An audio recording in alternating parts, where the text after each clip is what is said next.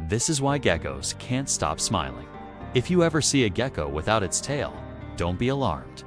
It's not a rare species. It's just a gecko that recently lost its tail. And geckos can lose their tails in a few different ways. Sometimes they get bitten by a predator. Sometimes they fall from great heights, and sometimes they're simply too slow and get stepped on. Now, we don't know exactly how geckos do this, but it's a pretty incredible adaptation. And it makes sense in a way. If you were a gecko, would you rather have no tail at all, or a tail with all your memories still intact?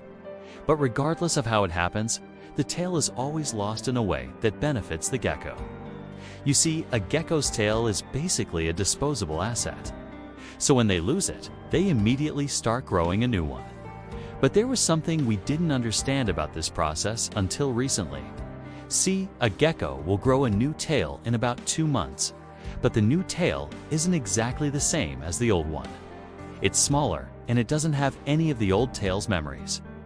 Memories being stored in the tail might sound far-fetched, but there's evidence that some animals store memories in their tails. Like when a lizard is presented with a new tail, it will investigate it with its nose and mouth, almost as if it's trying to remember what it's smelling. And this behavior has led some to believe that the tail stores chemical information that helps the animal remember things related to its survival, like the smell of a predator. Now, some scientists think that the reason geckos grow new tails is to replace these lost memories. But if that's true, why wouldn't other animals do the same thing? After all, most animals lose body parts from time to time. Well, it turns out that a gecko's tail isn't just any ordinary body part. It's actually made of cartilage.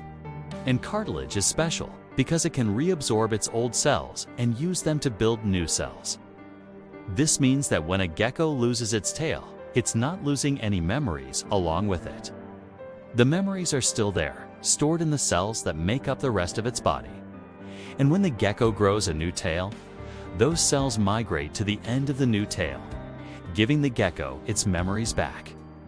That's 1 minute. See you next time.